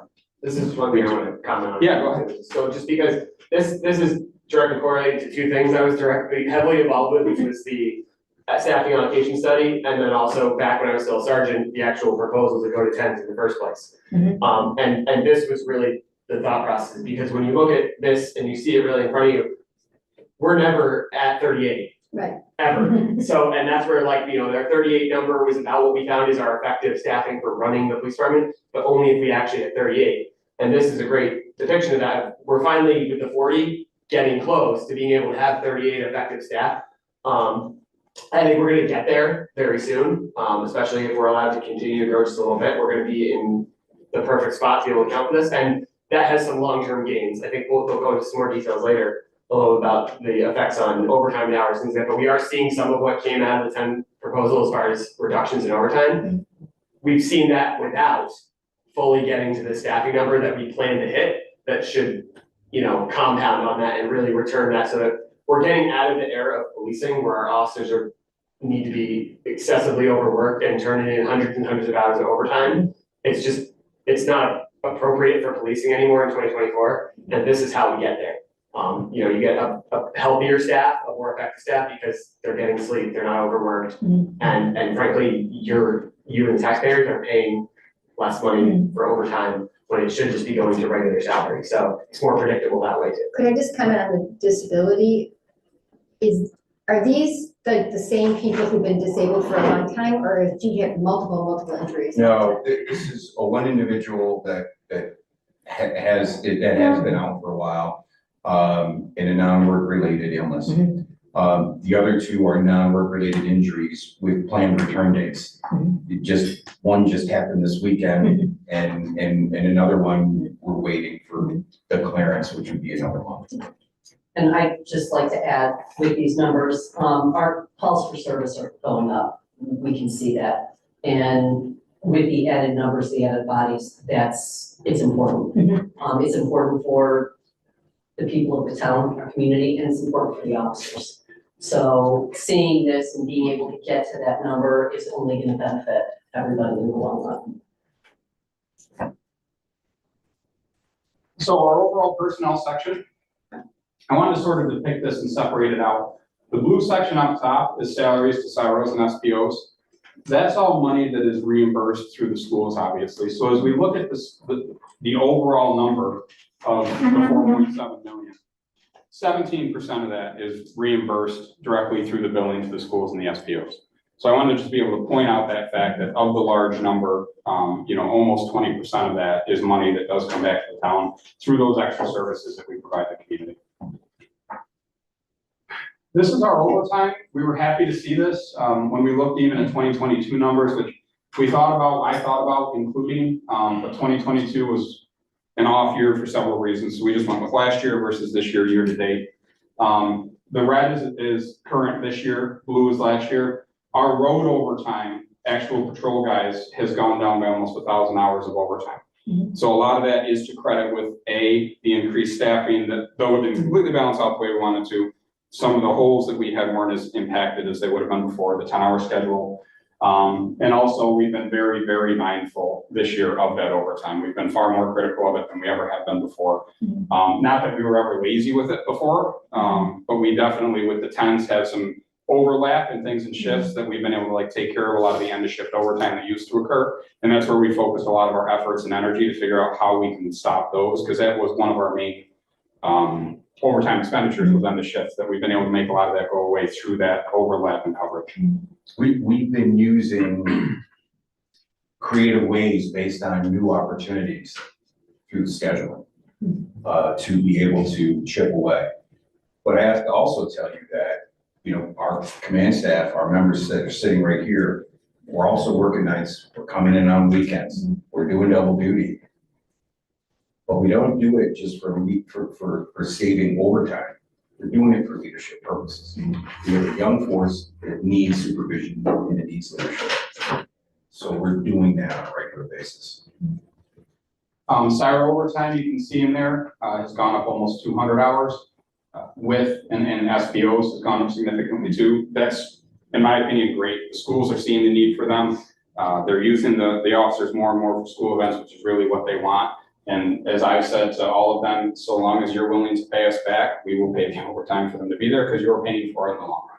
But it's important to understand that some of the overtime that shows as expenses is that money that's also being reimbursed, obviously back. And some of those increases have been just solely at the fact that as we expand the program, especially with the SPOs, when they started the first year, we only had one, and that overtime was minimal. But then things like open house, ice cream socials, things like that, they want their people, concerts, other things that we've never historically been at.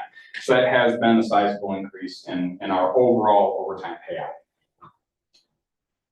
Actually, if you just go back, I just want to point out, so the total proposal for 2025 is $579,000 for the overtime.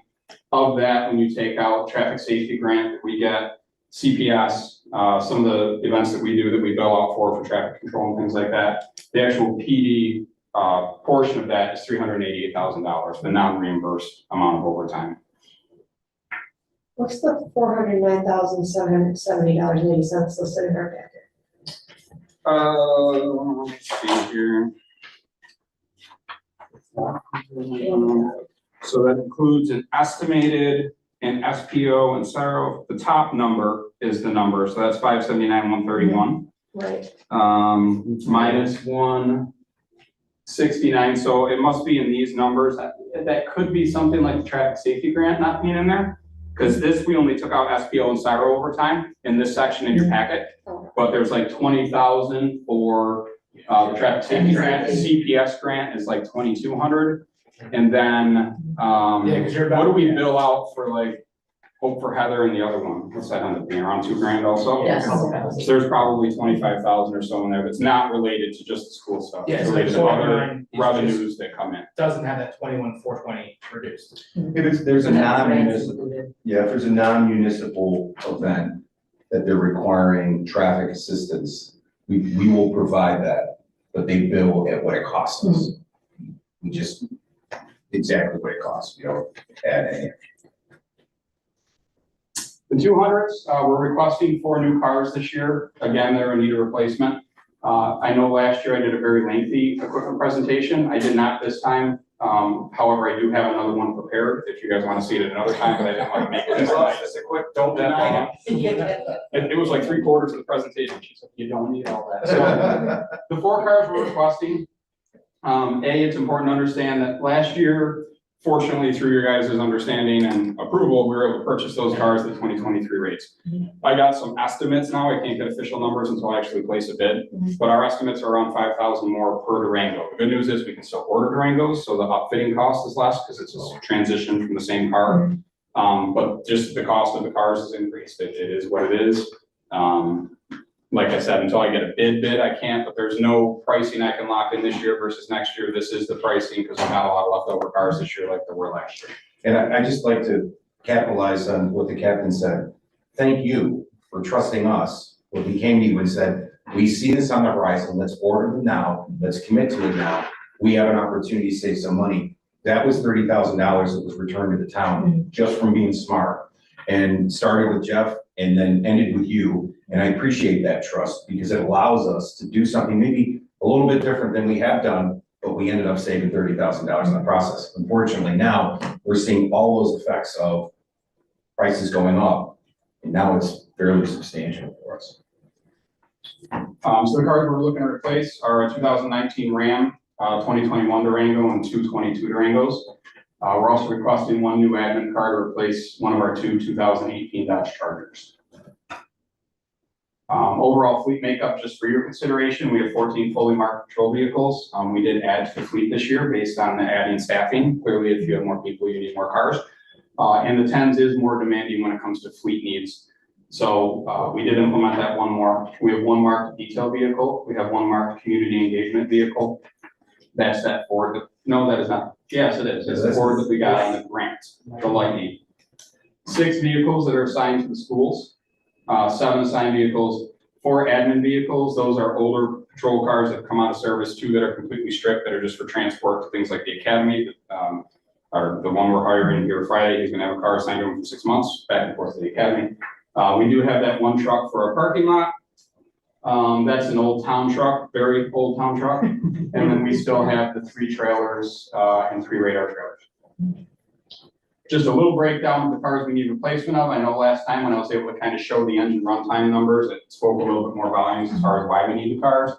So the Ram, the important part, I use the basically industry standard says if you go by the average speed a car drives, multiply that by, which is a little different number than I used last year. I used enterprise number last year, which is 30.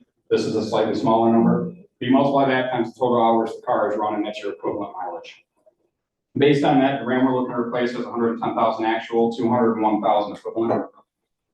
62,000 on the ET Durango, that's a 2021, but that is our evidence truck. So a lot of times if we have any crime scenes, the truck goes there, it sits, it idles because it has to for the equipment. That's got equivalent 250,000 miles on it.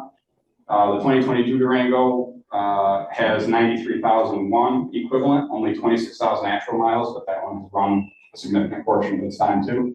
And the 2021 Durango, 45,000 actual miles, 172,000 equivalent miles. We have definitely seen this since cars are no longer made a little bit heavier duty for patrol. Last year was a big year for us for vehicle maintenance for a few reasons. One, the mechanic. Two, just some breakdowns of cars. The Durangos have been great cars. They've been much better than the Fords were, but we still saw a lot of mechanical issues after they hit their, unfortunately, warranty ends. So those costs did go up. And then the 2018 Charger, that's the one I currently drive. It has rotated over. So the way it gives me hours now, it says I only idle 10 seconds per day, which isn't accurate. So I think there's 1,000 off of it. So I can't give you the equivalent time on that. But it's got 86,000 miles. It's getting a little bit worn. It's got some issues, but it's fine right now. Do the police department, get the same warranty as just Joe Yeah. Public, 36,000? 3-year 36, and then the drive 3 is 560. Yeah, it goes quick. It goes really quick. Yep. You know what's interesting? What's interesting about it is that we have had some significant failures in some of our vehicles that aren't that old. And some of these significant failures, when we look at the bin, they're one right after another, and they're all happening around the same time. Believe that. So front axles, motor mounts, and they go at the same time. Yeah. Like at the same, like mileage of the same, right? And I couldn't believe when I saw it, but I guess I can, you know. Future for those vehicles, 191, even though it's got significant time on it, we're hoping to use that as a plow truck. It's in significantly better shape than the current truck we have from the town. And the other 3 vehicles will be replacements for the Cyro vehicles. Those do not run a significant amount of time. They're more of a presence in front of the school, but they can transport kids and respond to things if they need to. So those cars will be. What's that? Yeah, their cars off most of the time. It's really just a presence. Some do traffic, like on 257, you'll see it out there doing traffic for a half hour a day, but otherwise it sits in front of the schools off. Go ahead. The 400s, that's our contractual. That's all the things that we buy. Budgeting for that, we're around 705,000. That's a 4.7 increase from last year. A lot of that percentage, and again, if we went line by line, we were going to be drawing line. A lot of that is some of the service fees. So as we go up, we increase our licensing fees for WatchGuard, for some of the other things. We added a car, which added a fee there too. WatchGuard also increased their cost significantly per license. WatchGuard, that's our cameras. Our cameras on our bodies and in the cars.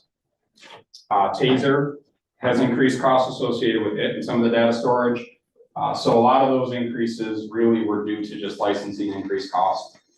When you look at the consumer price index, depending on what services you look at, cost of cars went down, other things went up. It's around a 3.15% increase, depending on what type of an item it is.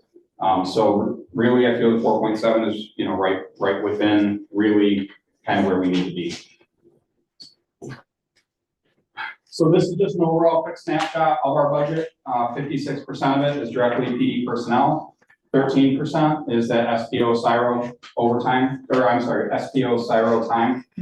Around 11% is those contractual incentives that are part of the CBA. PD overtime is 7%. Our contractual, the 400, we just went over 10%, and the equipment, the cars, is only 3% of our overall budget this year. This is our overall budget comparison. 2025 proposed in the first column on your left. The second column over is the 2024 adopted and what that percentage increase was. The fourth column over is what we labeled as actual. So that's the actual expenses based on the CBA. So that's why that top number, like we talked about earlier, went up to show what our increases are over what the actual budget is that we needed to support the CBA expenses. And that's it. Any questions? So your overall recommendation is a 6.36%. That was that. Yes. Yep. So the increased budget year over year is 16.98 because the 2024 was too low. Correct. The biggest thing is that second column, the 100s there, that increase. So that's why I really wanted to separate it as that 16.98 is a huge number, obviously. But when you take into account that around 10% of that is money that was gained through the CBA that we couldn't forecast, I think it's important just for us to be able to see what those expenses are that we had. Assuming actual is real as opposed to the budget. Correct. Then it would be a 6.36, and the wage contractual increase was 6%, correct? Yes. So it would have to be 6%, just because it would be, you would have that much increase. You'd have to cut everything else to not have it. Right. One other thing, and I thought we covered it, I don't think we did, correct me if I'm wrong, was that this year also, when we looked at, our expenditures, we recognized that, that working with our school partners, and they're phenomenal partners, ESM and FM both, and we also recognize, though, that we have a significant deficit on our shoulders in providing cars dedicated to them. So we've worked with our school districts to come up with, a one-time amount that we would bill that per year, and it's $3,500 a car. So with that, when you see the 6 SRO cars, we will be billing for that. Yeah, I think for the contracts this year, we were able to get a little bit more from the schools on the cars, but also equipment. And that was kind of the first time we were like, hey, there's some serious discrepancies that, have been in place for 10 years. And also too, as the operation grows and there was significant overhead, and we are still looking to go to a 5-year agreement with the schools that'll forecast those increases in. So we'll hopefully see that balance out in the next 3 or 4 years. Do you think the 5-year agreement would be made for January of this year, or would it be made for the school budget July of? I don't know exactly when I think it makes more sense to stick to their schedules, because it's basically replacing those contracts that we have, and all of those run school year to school year. So I guess what I would say is that we should have those conversations so that we can have that 5-year agreement effective July of 2025. And then you can predict your 2026 budget more accurately.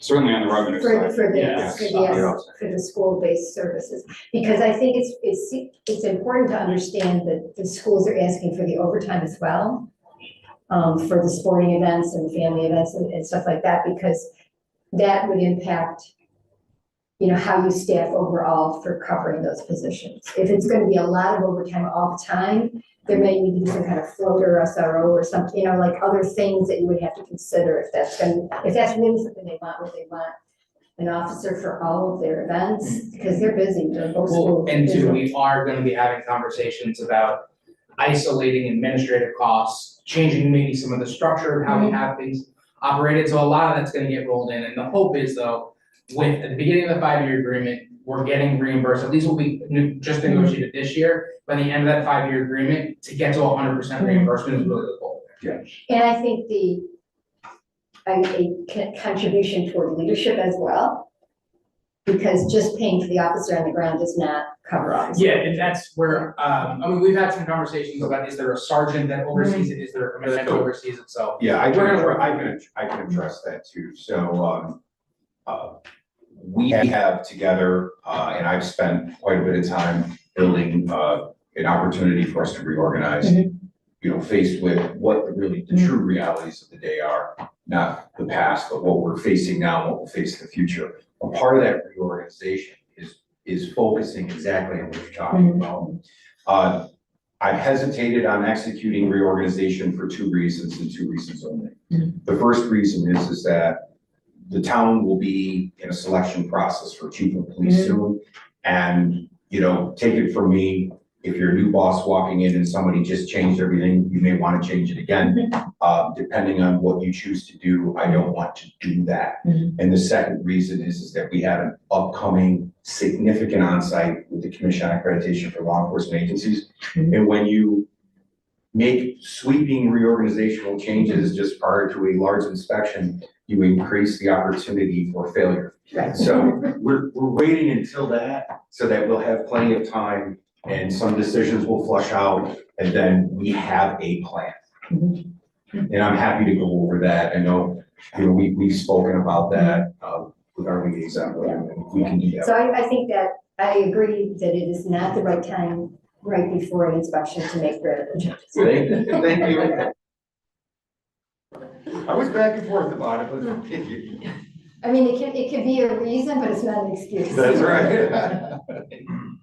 Any other questions as we get further into this? As I prepare the tentative, I'm gonna be looking through a much more detailed version, but our real big goal here is, we are absorbing a lot of costs from that collective bargaining agreement. I think we knew going in it was gonna be a bigger one. I'm happy to see that it's making sense. We're being able to get staff through the door.